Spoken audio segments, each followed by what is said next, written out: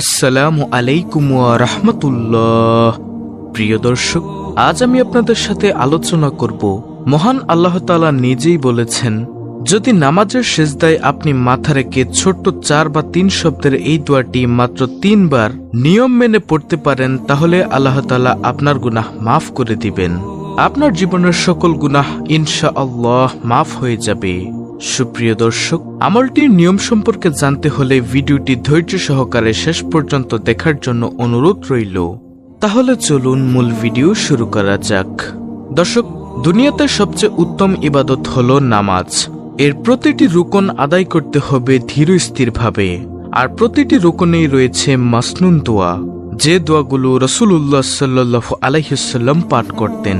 তিনি সিজদায় অনেক দোয়া পড়তেন, কারণ নামাজের মধ্যে বান্দার যে জিনিসটি মহান রব্বুল আলামিন সবচেয়ে পছন্দ করেন তা হলো সিজদা।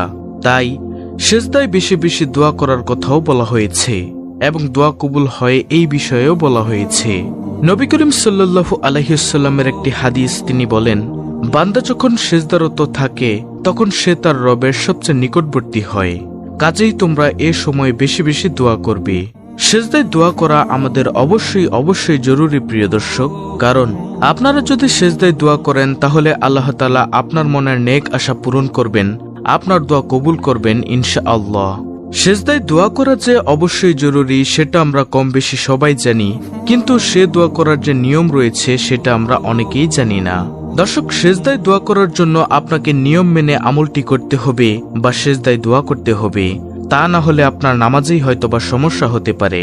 তাই আমি অনুরোধ করছি, আপনারা অবশ্যই সিজদা অবস্থায় দোয়া করার নিয়তটি ভালো করে শিখে নিন, এবং এরপর থেকে আপনারা এই নিয়মে আল্লাহর কাছে সিজদায় দোয়া করতে পারবেন। তো এখন হলো মূল আলোচনা, নামাজের সিজদায় দোয়া করার নিয়ম। প্রিয় দর্শক, সিজদায় দোয়া করার জন্য প্রথমে অবশ্যই সিজদার তাসবিহ পড়ে নিতে হবে। আমরা সচরাচর সিজদার তাসবিহ হিসেবে সুবহান রাব্বিয়াল আলা এটি পড়ে থাকি, অথবা অনেকেই আরো অনেক তাসবিহ পড়ে থাকেন।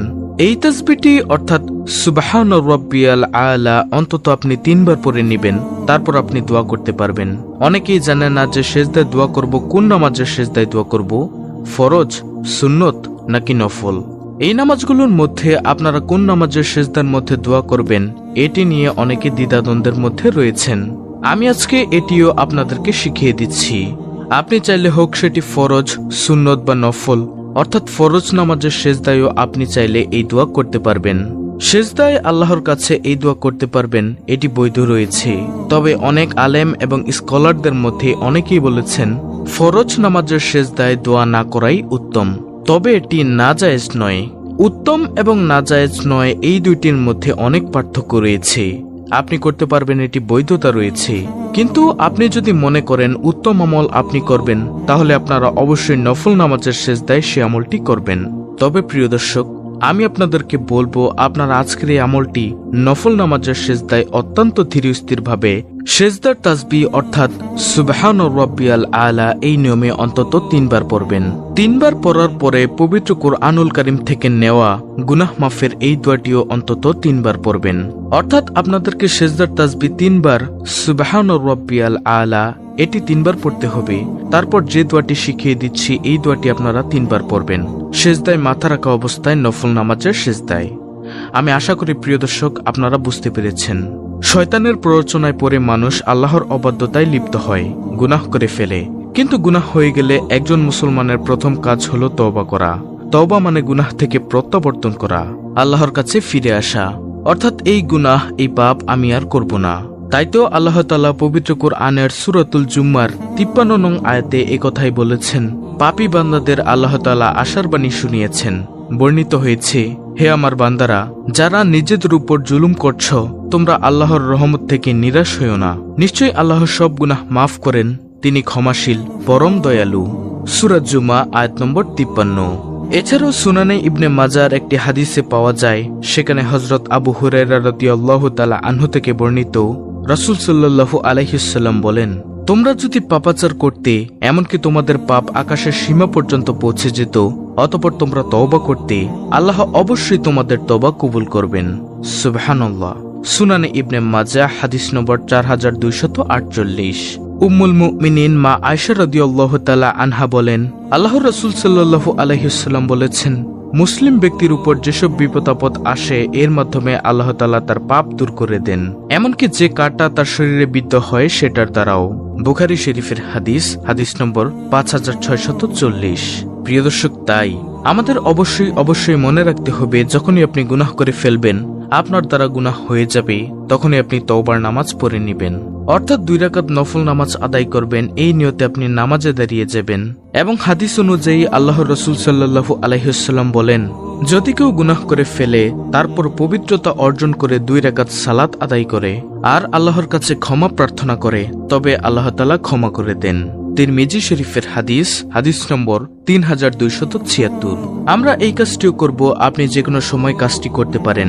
প্রত্যেক নামাজের পরে আপনি 2 রাকাত নফল নামাজ এই নিয়মে পড়তে পারেন।